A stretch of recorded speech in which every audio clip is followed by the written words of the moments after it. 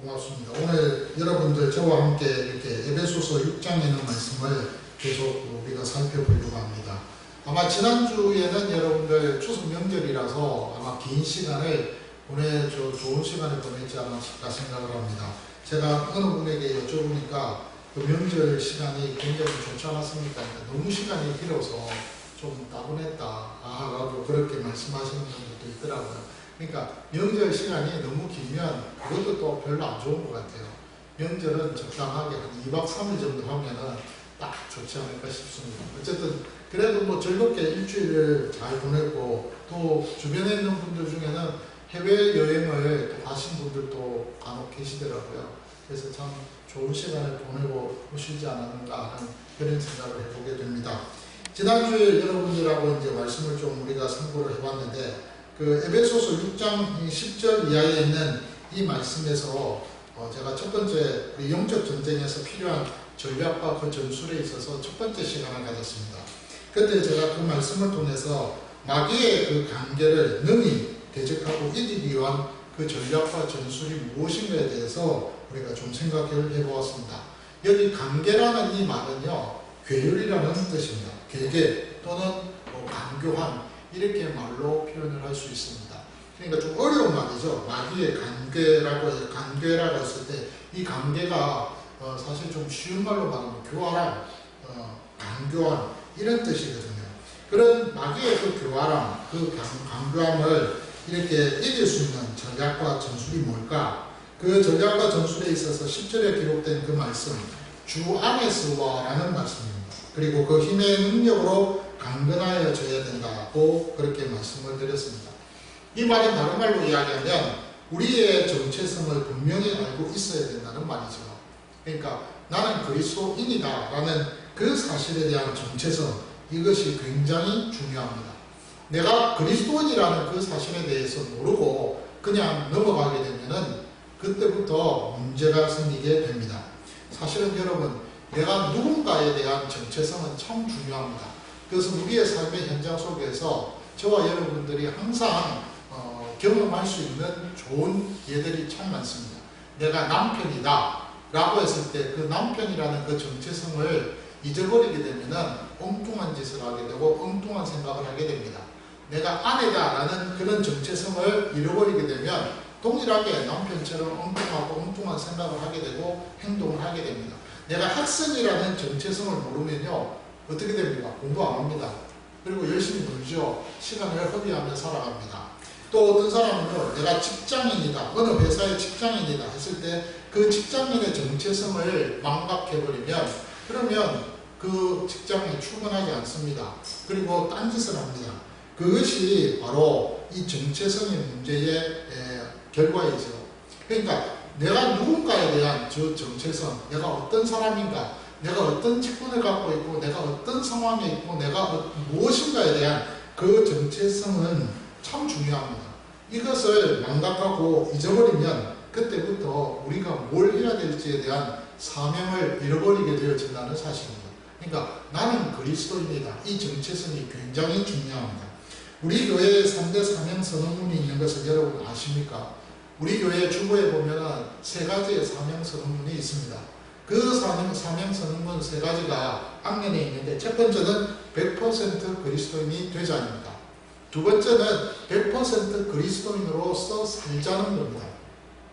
그리고 마지막은 100% 세계인이 되자는 그러한 다짐의 사명 선언문이 있습니다. 이 사명 선언문을 우리가 보면은 거기에 정체성에 대한 분명한 이야기가 나타납니다. 정체성과 사명이 무엇인가에 대해서 분명히 제시하고 있다는 것이죠. 100% 그리스도인이 되자, 이 말은 내 정체성이 100% 그리스도인인가에 대한 질문을 통해서 그 질문에 대한 답이 100% 그리스도인으로 되자는 그 100%의 그리스도인이 되는 그 분명한 확신이 있을 때 그때부터 우리의 삶은 100% 그리스도인으로서 살아가게 되어진다는 그런 말입니다. 우리의 생각과 또 우리 마음가짐, 그리고 우리 계획, 우리 삶의 방향과 그 수준, 모든 것들이 그리스도인으로서 갖추어져야 할 그 모든 조건들을 생각하면서 살아가게 되어진다는 말입니다. 그렇게 살아가는 그리스도인은 이 세상에서 누구도 복제할 수 있고 또 누구도 흉내낼 수 있는 그런 하나님 앞에서 유일하게 단 하나밖에 없는 그리스도인이 되는 것입니다. 저와 여러분들이 생각할 때는 우리가 그 100% 그리스도인으로 살아갈 때 그 살아가는 삶에 있어서 내 삶이 잘하든 못하든 이 땅에서 이 세상에서 저 한 사람만의 모습의 유일무이한 모습이라는 겁니다. 흉내낼 수가 없다는 것입니다. 제가 여러분들을 흉내낼 수 없고 여러분들이 제 100%의 그리스도인의 삶을 흉내낼 수 없듯이 우리 각자가 하나님께서 주신 그 정체성을 통한 하나님의 삶의 그 역할과 사명은요, 그 누구도 흉내낼 수가 없습니다. 그래서 유일무이하게 단 하나밖에 없는 100% 그리스도인으로서 이 땅에서 살아가게 되는 삶이 되어진다는 것입니다. 그렇게 될 때 이 세상에 전 세계 유일하게 하나님 앞에서 그렇게 살아가는 그 사람으로 단 한 사람의 모습이 되기에 그 한 사람은 세계인이 될 수밖에 없다는 것이죠. 이 전체의 이 땅의 세상 안에서 이 세계 안에서 저와 여러분들은 세계인으로서 우리가 살아가는 삶이 되어진다는 말입니다. 아무리 우리가 대한민국의 한 좁은 땅 화성시에 살고 있다 하더라도 그리고 이곳에 있다 하더라도 우리는 세계인이 됩니다. 왜냐? 우리 자신들이 우리의 생각 속에서 세계를 향하여서 가슴을 품고서 우리가 그리스도의 꿈을 가지고서 기도하면서 하나님 앞에서 복음을 위하여 열심히 내 삶의 현장에서 살아가는 삶이 되기 때문에 그렇다 이 말입니다. 그래서 여러분 저희 교회에게 3대 2 사명 선언문을 제가 이렇게 직시했습니다. 100% 그리스도인이 되면 100% 그리스도인을 살 수 있고 그러면 100% 세계인으로서 살아갈 수 있다는 것이죠. 그러한 사명 선언문을 통해서 저와 여러분들이 세상이 감당치 못하는 그런 사람으로서 믿음의 사람이 되어진다는 것입니다. 이렇게 정체성이라는 것은 중요합니다. 지난주에 저는 여러분들에게 그리스도인이라는 정체성에 대해서 강조했습니다. 주 안에 있는 것. 그래서 그 능력이 나에게 있음을 믿고 살아가는 삶. 이것이 분명히 있지 않고서는 우리가 하나님 앞에서 영적 이 전쟁의 전략과 전술을 이겨낼 수가 없다는 것입니다. 이것이 첫 번째 중요합니다. 내가 누구이다. 내가 어떤 사람인가. 군인도 마찬가지입니다. 예, 내가 어디에 소속되어 있고 내가 군인인가에 대한 분명한 정체성이 없으면 우리의 영적 전쟁은 반드시 패배할 수밖에 없다는 것이죠. 오늘 저는 여러분들에게 이러한 말씀과 함께 두 번째 시간으로 마귀의 그 강교함에 대해서 다시 한번 이야기하면서 이것을 어떻게 하면 이길 수 있을까에 대해서 한번 살펴보려고 합니다. 사실 물론 바울이 11절 이하에서 딱 한마디로 이야기했습니다. 마귀의 관계를 능히 대적하기 위하여 하나님의 전신갑주를 입어라. 예, 딱 답은 나와 있습니다. 강교함을 이기기 위해서는요, 하나님의 전신갑주 입는 것, 이것이 중요합니다. 하나님의 전신갑주를 입으라고 말씀을 하고 있습니다. 정말 기가 막힌 말이죠. 근데 애매모호합니다. 하나님의 전신갑주를 입어라? 무슨 말이지? 사실 우리는 보통 이렇게 이야기합니다. 하나님의 전신갑주를 입어라 하고 그렇게 설명하고는 하나님께 우리가 그리스도께 맡기고 그리스도 안에 거하면서 살면은 그러면은 우리가 우리의 영적 이 전쟁에서 반드시 이길 수 있다 라고 그렇게 우리 모두가 그렇게 말을 하고 또 들어왔고 배웠습니다. 그런데요, 사실 너무나 모호한 피상적인 그런 영성 속에서 우리가 살아가는 삶의 모습이 아닌가 생각을 해봅니다. 정말 하나님의 전신갑주를 입는다는 그 말의 내용이 무엇인지에 대해서 정확하게 깨닫지 못한다면, 그렇다면 우리는요, 그 일에 있어서 내가 무엇을 해야 될지에 대해서 알지 못하고 우리는 영적 전쟁에서 실패할 수밖에 없다는 사실입니다. 바울은 오늘 그 부분에 대해서 오늘 13절부터 18절까지 그 내용에서 하나님의 전신갑주를 입는 그 부분에 대해서 한마디로 뭐라고 정확하게 이야기를 하고 있느냐면 깨어 있으라라는 말로 표현을 하고 있습니다. 하나님의 전신갑주를 입어라, 이 말은 다른 말로 이야기하면 깨어 있어야 된다는 말입니다. 그렇다면 여러분, 깨어 있는 것과 하나님의 전신갑주는 무슨 관계가 있습니까? 어떤 상관관계가 있길래 깨어 있다라는 말로 우리가 표현을 해야 되느냐? 굳이 여러분 바울이 하나님의 전신갑주를 입으라고 했을 때 13절 이하에 이렇게 구구절절히 긴 내용으로 이 지면을 할애해가면서 에너지를 소비해가면서 그렇게 적을 군두더기 같은 말을 적을 이유가 없습니다. 왠지 아세요? 딱 한마디로 하나님의 전신갑주를 입어라. 그것은 깨어있는 거야 라고 그렇게 한마디로 딱 요약을 해서 결론을 내려버리면 됩니다. 그럼에도 불구하고 분명히 바울은 구구절절히 13절에서 17절까지 구구절절한 이야기를 적고 있습니다. 그것은 뭘까요? 바로 하나님의 전신갑주를 입으라는 말은 영적인 그러한 전인적인 영적 준비를 하라는 것입니다. 하나님의 전신갑주는 뭡니까? 사람이 전쟁에 나아갔을 때 갑옷을 입습니다. 그 갑옷은 온몸을 덮습니다. 그 상대방의 무기를 방어하기 위해서 입는 옷이 바로 갑옷입니다. 투구를 써야 되고요. 방패를 짊어져야 되고요. 무엇보다도 칼과 창을 손에 들고 나아가야 됩니다. 그것이 전쟁을 앞둔 군인의 모습이에요. 그런데 그런 군인의 모습은 한마디로 이야기했을 때 하나님의 전신 갑주를 입는 겁니다. 근데 그 앞에 하나님의 전신 갑주를 입으라고 했어요. 그 말은 다른 말로 이야기하면 우리의 전인적인 모든 부분에 있어서 영적 준비를 해라 이 말입니다. 그 모든 영적 준비를 하는 그 부분에 있어서 그 부분을 깨어 있으라는 말로 한마디로 표현을 하려고 하니 바울에게 있어서는 마음이 답답하다는 거죠. 그래서 하나님의 전신 갑주를 입으라는 그 말로 먼저 선포를 하고 있는 것을 우리가 알아야 된다는 것입니다. 하나님의 전신 갑주는요, 우리 전인적인 모든 상태가 깨어있는 상태가 되어 있어야 된다는 겁니다. 우리 모두가 다 깨어서 자지 않고 있는 상태가 되어 있어야 된다는 말입니다. 오늘 여러분 깨어있는다는 이 말이 어떤 의미인지 여러분 아시잖아요. 전인적으로 계속해서 움직이고 있어야 된다는 겁니다. 깨어있다는 말은요, 잠을 안 자는 거예요. 잠을 안 자는 거예요. 예, 잠 안 자면 큰일 납니다. 잠을 안 자면 병납니다. 진짜 병납니다. 근데 여러분, 영으로서 잠을 안 자는 것은 필요하다는 것이죠. 영으로서 잠을 자게 되면 그때부터 마귀의 강교함이 사방에서 몰려와서 공격하게 됩니다. 그래서 전인적으로 계속 깨어 있어라, 움직이라는 그 말로서 여러분 이 깨어있다라는 이 의미를 여러분들 알고 계셔야 된다는 겁니다. 우리가 무의식적으로 잠을 잘 때에 무의식적으로 좀 뒤척이면서 우리가 움직입니다. 그러나 그런 거하고는 분명히 그 의미가 다르다는 것이죠. 전인적으로 움직이고 있어야 된다는 것입니다. 그러면 어떤 식으로 전인적으로 움직여야 됩니까? 먼저 우리가 전인적으로 움직이는 데 있어서는 먼저 알아야 된다는 거예요. 지식적으로 알고 그 지식적으로 우리가 배우는 그 일에 힘을 써야 한다는 것입니다. 디모데후서 3장 15절에 보니까 바울이 디모데에게 이렇게 이야기합니다. 또 어려서부터 성경을 알았나니 성경은 능히 너로 하여금 그리스도 예수 안에 있는 믿음으로 말미암아 구원에 이르는 지혜가 있게 하느니라. 예, 성경 배우는 일에 힘쓰라는 거예요.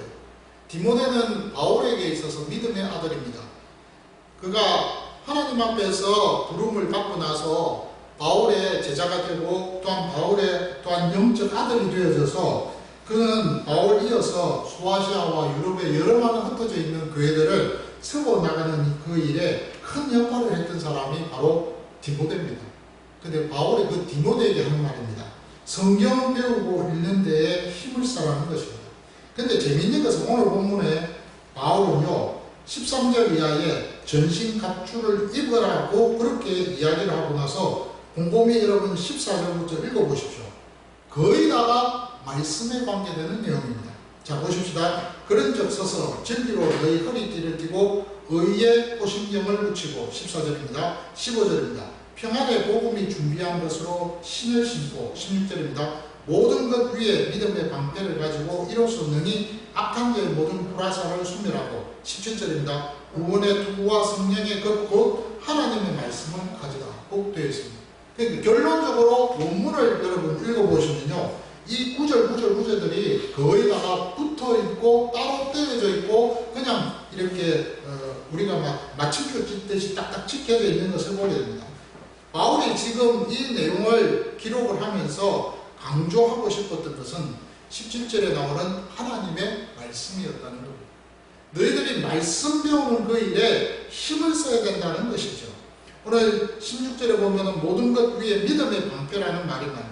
모든 것 위에라고 했습니다. 모든 것 위에. 이 모든 것 위에라는 것은 14절과 15절을 여러분들 의미하고 있는 것처럼 보이지만 그것이 아니라 그냥 우리가 생각하고 있는 일반적으로 신앙생활을 할 때 우리가 갖추어야 할 필수 조건들, 모든 것들입니다.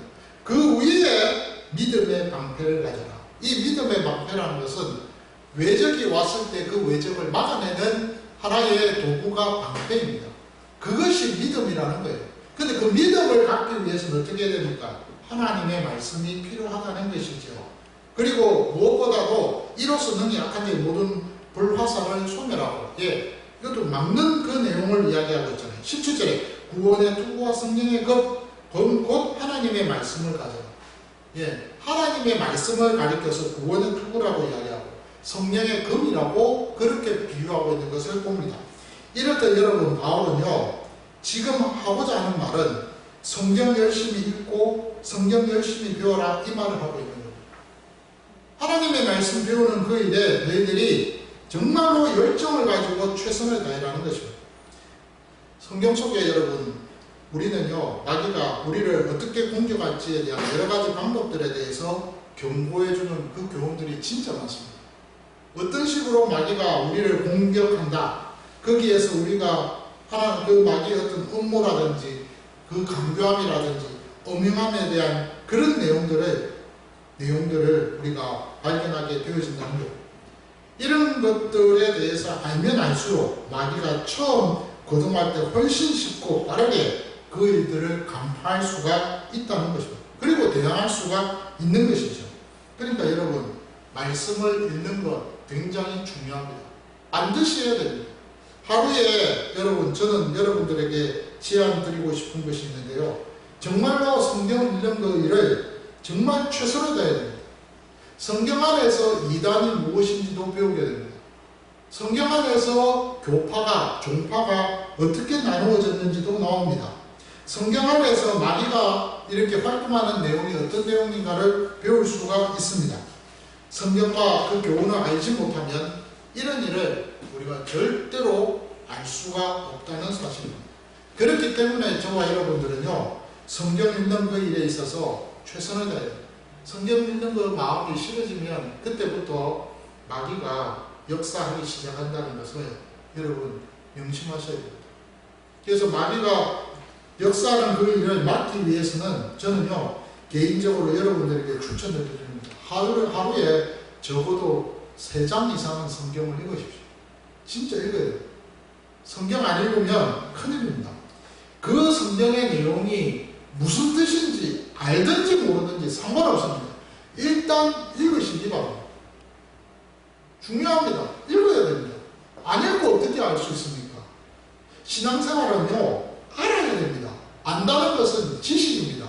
지식은 뭐예요? 지혜를 만들어내는 원동력이 되는 것이 지식입니다. 그렇기 때문에 저와 여러분들이 성경 읽는 그 일에 목숨 걸으셔야 된다 이겁니다. 하루 3장 이상씩 꼭 읽으셔야 됩니다. 정말 성경을 읽는 것, 거기에서 여러분들이 최선을 다해야 돼요. 근데 그것만 또 만족해서는 안 돼요. 성경 읽고 나서 그 성경이 뭔지를 앞서 말씀드렸잖아요. 잘 모르잖아요. 그러면 그 성경을 누군가에게 배워야 됩니다. 그래서 성경 공부가 필요하다는 거예요. 성경 공부에 참석하셔야 됩니다. 조만간에 저희가 성경 공부를 시작할 계획입니다. 1대1로 성경 공부를 하든지 아니면 단체로 공동으로 제가 성경 공부를 하든지 이제 성경 공부를 시작하려고 합니다. 제가 제 아내한테 했던 말이 있습니다. 아니, 당신은 아이들을 다 미국에 보내놓고 나서 시간이 이제 남으니까 열심을 다해서 우리 성도들을 양육하고 함께 돌보고 함께 시간을 보내면서 그러면서 열정으로 교회 일을 한다고 하지 않았느냐고 제가 그랬더니 맞다고 그러더라고요. 그래서 지금부터 하자. 제가 그래서 지금부터 하자. 지금 시간이 제일 많을 때 아닙니까? 이 시간 많을 때 저와 여러분들하고 같이 우리의 수가 적지만은 그래도 이 성경 공부하는 일에 좀 목숨을 걸고 열심을 해야 되지 않을까 싶습니다. 그래서 열심히 성경 공부하는 건 참 좋습니다. 바울이 지금 이야기하는 것은 뭐냐면 성경을 열심히 읽고 그 성경을 배우고 알아가는 일에 최선을 다하고 힘쓰라 이거예요. 그러면 된다는 거예요. 그러면 그때부터 그 지식을 통하여서 우리가 이 영적 전쟁을 치르는 데 있어서 그것이 하나의 뭐가 되는 거예요. 밑바닥이 되고 밑바탕이 되고 그것이 하나의 지혜를 얻는 하나의 원동력이 되어진다는 그런 말이에요. 또한 두 번째 우리의 전인적 움직임에 있어서 두 번째 강조하는 것은 기도하라는 겁니다. 기도에 힘쓰라는 것은 아무리 여러분 지식적으로 우리가 알고 아무리 우리가 그 지식적으로 모든 것을 배웠다 하더라도 우리의 영성이 하나님 앞에서 서 있지 못하면 무용지물이라는 사실입니다. 기도하는 일에 힘을 써야 됩니다. 만약 기도하지 않고 우리가 어떤 결과를 바란다. 그것은요, 진짜 그것은 욕심입니다. 기도하지 않고 나타나는 결과는요, 하나의 뭐라고 이야기하냐면 낙심밖에는 나타나지 않습니다. 그래서 오늘 여러분 누가복음 18장 1절에 보니까 기도하지 않으면 잠자는 것 외에 무감각 속에서 영적인 무감각 속에서 낙심하게 된다고요. 그것이 누가복음 18장 1절입니다. 또한 마태복음 26장의 그 41절과 마가복음 14장 38절 골로새서 4장 2절입니까? 거기에는요 영적으로 잠을 자게 된다고 해서 기도 안 하면 잠자는 사람이 되는 거예요. 안 움직인다 이 말입니다. 제가 여러분들에게 솔직히 좀 고백을 하자면 저 역시 그렇게 열정적으로 기도를 못했던 사람입니다. 예. 우리 교회에 있어서 목회자나 우리 모두가 하나님 앞에서 지금 충만한 것은 지식입니다. 저는 그렇게 생각합니다. 저는 개인적으로 제가 목사로서 하나님 앞에서 많이 배웠고 많이 알고 있다고 생각합니다. 근데 뭐가 부족하냐? 기도가 부족해요. 열심히 기도해야 됩니다. 열심히 기도해서 지식과 지혜와 그 영성의 기도가 합쳐져서 하나님과의 그 친밀도를 더 하나님 앞에 깊이 세워나가는 그 일이 우리가 힘을 써야 된다는 거예요. 그래서 여러분 바울은 데살로니가전서 5장 17절에서 한 말, 쉬지 말고 기도하라. 예, 매번 우리가 듣는 말이지만 쉬지 말고 기도하라는 이 의미가 얼마나 우리에게 많은 도전을 주는 말씀인지 몰라요. 정말 쉬지 말고 기도해야 된다는 사실입니다. 무엇보다도 오늘 에베소서 6장 18절에서는요 어느 정도 기도해야 되느냐에 대해서 바울은 이렇게 이야기합니다. 모든 기도와 간구를 하되 항상 성령 안에서 기도하고 이를 위하여 깨어 구하기를 항상 힘쓰며 여러 성도를 위하여 구하라고 했습니다. 항상이라는 단어가 이 부사가 계속 반복됩니다. 그리고 또한 깨어라는 이 말이 또한 있습니다. 그러니까 쉬지 않고 우리가 계속하여서 기도하는 일에 힘써야 됩니다. 게을리해서는 안 된다는 말입니다. 만약에 우리가 이 기도를 게을리하게 되면요 나중에 그 강교함으로 우리를 공격하게 된다는 사실입니다. 우리 예수님이 아마 이 부분에 있어서는 굉장한 많은 경험들이 갖고 계시지 않았을까 생각합니다. 그래서 새벽마다 기도하셨고요. 시간 날 때마다 하나님 앞에 아버지 앞에 나아가서 기도하는 그 일에 힘을 썼던 것을 우리는 마가복음 1장 35절과 누가복음 6장 12절, 22장 39절, 44절 이런 성경 구절에 보면 잘 나타나 있습니다. 이것을 보면 예수님이 얼마나 열정을 가지고 기도하셨는지에 대해서 우리는 알 수가 있다는 것이죠. 그럼 왜 이렇게 기도를 안 해, 쉬지 않고 해야 됩니까? 그것은요 딱 한 가지입니다. 우리의 감정을 다스릴 수 있는 도구이기 때문에 우리가 기도를 열심히 해야 됩니다. 제가 그걸 몰랐어요. 기도를 왜 하느냐? 우리는 단순히 기도하면 어떻게 생각합니까? 기도라고 생각하면 그 기도를 우리는 하나의 도를 닦기 위한 명상의 수단 정도로만 생각합니다. 근데 아니에요. 절대 아닙니다. 기도는 하나님과 대화를 나누는 그 정도의 단순한 대답, 그것으로 말하는 그것이 아니라는 거예요. 그 대답에서 넘어서서 진짜 기도는요 나를 발견하는 도구가 바로 기도입니다. 기도할 때마다 내가 누군가, 내가 어떤 사람인가, 내가 무엇이 필요하고 내가 누구가 필요한가에 대한 그 발견을 기도를 통해서 우리는 할 수 있게 되어진다는 그런 말입니다. 그렇기 때문에 하나님께서 우리에게 우리의 감정을 다스릴 수 있는 이 멋진 방법으로 이 기도를 우리에게 주셨다는 겁니다.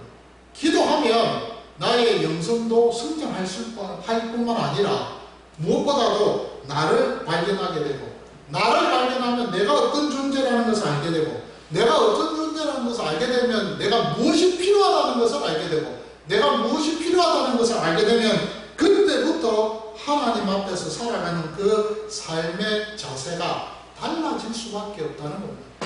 그러니까 여러분, 기도 많이 하는 분들은요, 하나님 앞에서 뭔가 다릅니다. 뭔가 다르고 뭔가 새롭습니다. 그건 확실합니다. 분명합니다. 요즘 우리 교회가요, 지금 새벽을 깨우자고 하는 그 일을 못하기 때문에 오후 기도 모임을 하고 있습니다. 사실 여러분, 새벽 기도 나온다는 거 이거 보통 일이 아닙니다. 실제적으로 저도 뭐 새벽을 못 깨웁니다. 근데 새벽을 깨운다는 그 자체가요, 과거에 그 옛날 우리나라 농경 생활에서는 그것이 적합했던 것 같습니다. 새벽별보기 운동이란 거 아시죠? 예, 새마을 운동에 새벽별보기 운동도 있었잖아요. 근데 농경 생활 때 그때는 해가 뜨는 이전에 농민들이 새벽을 깨워서 새벽별을 보면서 그러면서 논에 나갑니다. 일터에 나갑니다. 그리고는 일을 시작을 하죠. 그리고 해가 저물 때쯤 되면은 들어옵니다. 지금의 우리 노동판에서 일하시는 그분들 있잖아요. 근로자들. 그분들의 삶이라고 여러분 생각하시면 됩니다. 그때 새벽을 깨워서 먼저 하나님 앞에서 하나님의 얼굴을 보며 기도하고 난 이후에 하루를 시작하자. 그런 의미에 있어서 새벽 기도가 그것이 하나의 좋은 우리나라의 전통으로 자리 잡게 되었습니다.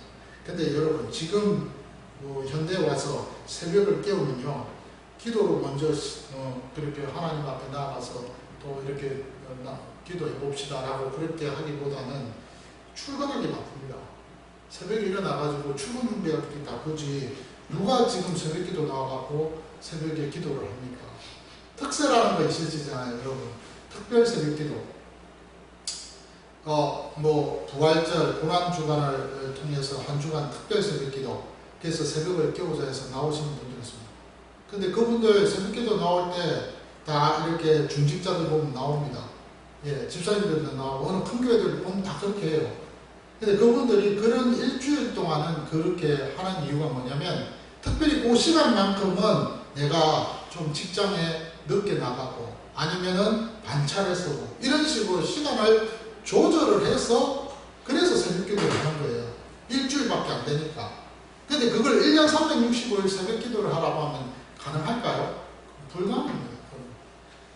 정말 우리가요, 무언가를 하기 위해서 어떤 프로그램을 정하는 것도 중요하겠지만, 그 일에 있어서 필요해서 나에게 정말로 공식적으로 이 시간만큼은 내가 빠지면 안 되겠다라고 고민을 하고 그 프로그램의 시간을 정하는 것도 더 중요하지 않을까 생각합니다.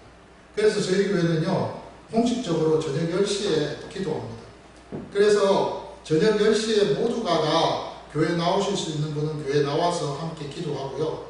또 교회 못 나오시는 분들은 그 저녁 10시에 자기 처소에서 기도를 합니다. 그 외에 그 10시 시간이라는 것을 지키지 못하고 그냥 자기가 개인적으로 정해놓고 기도하는 그 기도의 시간도 아마 있을 거라고 저는 생각합니다.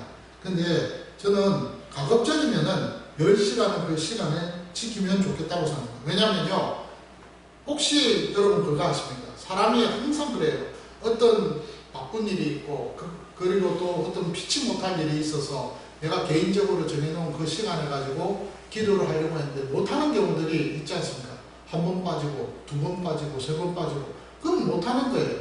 그런데 교회라는 공동체 안에, 공적인 공동체 안에, 그 공적인 공동체 속에서 공적인 모임으로 그 10시를 정해놓고 어떤 통제와 규율 속에서 효율적으로 기도 생활을 이렇게 제시했을 때, 그것을 우리가 좀 더 마음의 부담을 가지면서 기도 생활을 할 수 있다.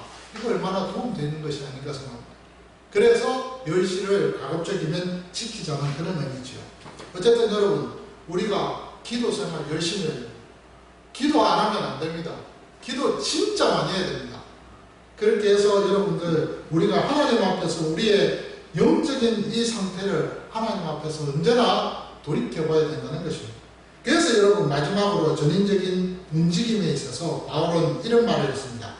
나를 위하여 구할 것은 이라고 19절에 말합니다. 나를 위하여 구할